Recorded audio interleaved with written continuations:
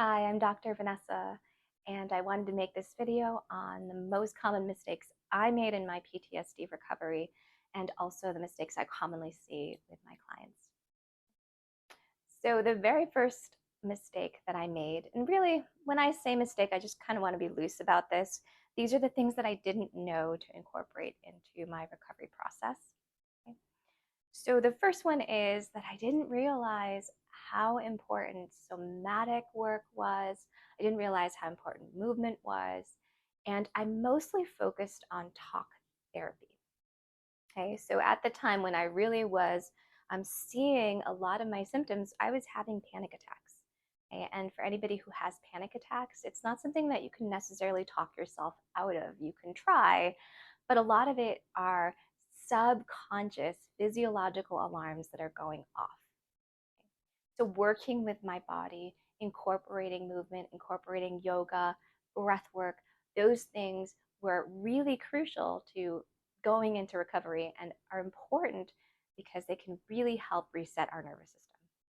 So, first thing was I didn't know how important somatic and work and movement were to the recovery process.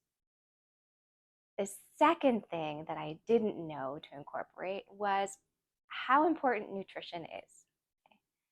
So, nutrition is really important because it can help to regulate our nervous system, regulate our vagus nerve, which is the parasympathetic rest, digest, relax, restore part of our body. And I didn't know that some of the foods that I was eating could actually be triggering some of my physiologic alarms to go off. And also, at the time, I didn't know how important blood sugar regulation was and having enough protein was. Okay? As I incorporated more of those things, as I focused more on my nutrition, I've noticed that I'm a lot more resilient to stressful situations.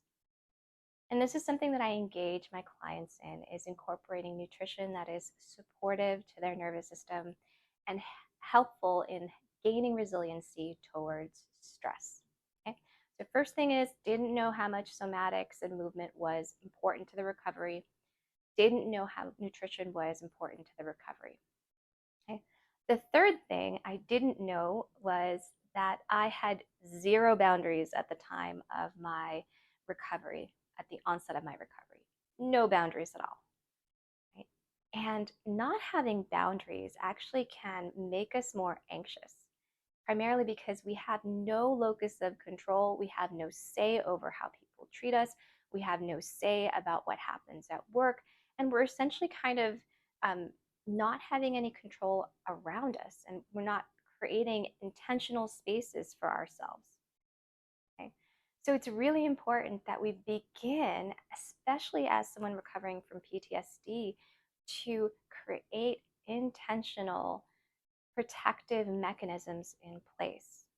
Okay, so boundaries can be as simple as saying no. No, I can't go this weekend. I need to relax. Or no, that topic is a little bit uncomfortable for me. Can we not talk about that right now? And so those would be safe, protective boundaries and mechanisms that are going to also allow your nervous system to recover. Okay? So nutrition, movement, boundaries, those are things that I didn't know were important in my recovery process. Okay. The fourth thing is that I didn't know that I needed to have some way of handling distressing situations that would help me to recover. Right? So if I got into a panic attack, I was just like, excuse my French, but SOL, like, okay, I'm just going to wait and ride this out. I didn't know that I could actually create a structure that was going to be supportive to myself while I was having a panic attack.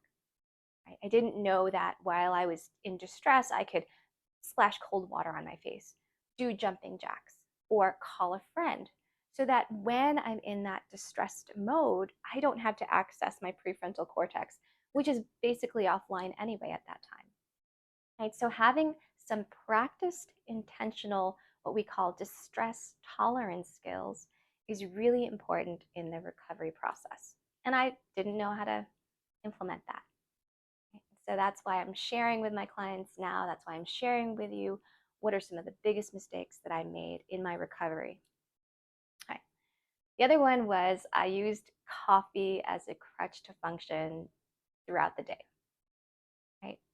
And what coffee does is it artificially spikes our stress hormones. And for people that are trying to recover from PTSD, it can essentially make our nervous system more on edge. Okay? And it also, for people that have depression, the coffee crashes can mimic or worsen or exacerbate depression. Now, I'm not saying that tomorrow you're going to cut cold, you're going to cut coffee cold turkey. In fact, I don't actually recommend that. However, I'm inviting you to create some intentionality in the consumption of coffee. Okay? So, using coffee as a crutch to function. Okay? The other thing that I didn't implement in my recovery because I just didn't know to do it was that social engagement, a consistent attachment figure was really important. I didn't know that. Didn't know that having social connections that were safe, that were consistent, that were reliable, were actually soothing to my nervous system. And that's why I invite my clients to essentially look for allies, look for that consistent, reliable attachment. It could even be a pet, right? That can provide your nervous system with connection, that can anchor you, and that can give you a sense of belonging. Those are incredibly healing in trauma recovery. Okay. One thing that I made a mistake to do was during my recovery process, I worked all the time. I just didn't give myself the time to recover. I emphasized a lot on my work, my passion, right? And so I just didn't have that downtime to be able to kind of unpack some of my traumas, to also allow my nervous system to let down. Okay, so this is one of the reasons why I encourage my clients to schedule out recovery rituals so that they have time to be able to reflect. They have time for their nervous system to kind of calm down. Okay. And then this is the last one, but this I believe is one of the most important ones that I recognized in my recovery and that I share a lot with my clients. Okay? And that I saw it as a sign that if I got triggered, okay, if my symptoms came back, it meant that I wasn't healing or that there was still something wrong with me and I still needed to do more work. Okay? And that what that essentially does for us is it creates more unsafety. Okay? What I didn't realize, and I realize now, is that it's almost impossible to say that we would never ever be triggered again. That if I work hard enough, that I'm never ever going to feel these uncomfortable emotions. And that's not what trauma healing and recovery is, right? The nuance that I didn't understand was that trauma recovery is having the insight, the awareness, and the ability to discern when our trauma response is on and using the skills that we have to compassionately be a witness to our experience and also help ourselves soothe, right? So it's a compassionate process. And if we're constantly trying to do the work in an effort to avoid an uncomfortable state, right, it means that we're always going to feel like we're not good enough, that we might be broken, when that's not really the case. Okay? I started to understand that it's really about being stewards of ourselves and being able to hold ourselves with compassion, that is really what trauma recovery is. I hope that this was helpful for you. And If you'd like to learn more, I'd like to invite you to my free 5-day PTSD reset.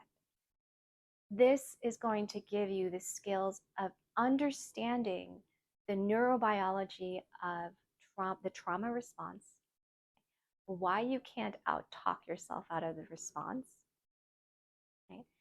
Understanding your survivor's genius and helping you to recruit these adaptive mechanisms and using that for your recovery. And I'm also going to share with you the roadmap to PTSD recovery. And this is something that I wish that someone had shared with me in the very beginning so that I could really see where I wanted to go. And actually, I could see how close I was to recovery. Okay? So if this resonates with you, if you see this as a healing space, I invite you to click the link in the bio. It starts July 27th, and there's really nothing that you have to do. There's no scheduling. Essentially, I'll be dropping daily emails to you along with a workbook. And at the very end, if my work resonates with you, then I'll invite you to do more of a deeper dive. I hope that this was helpful, and I look forward to seeing you at my program.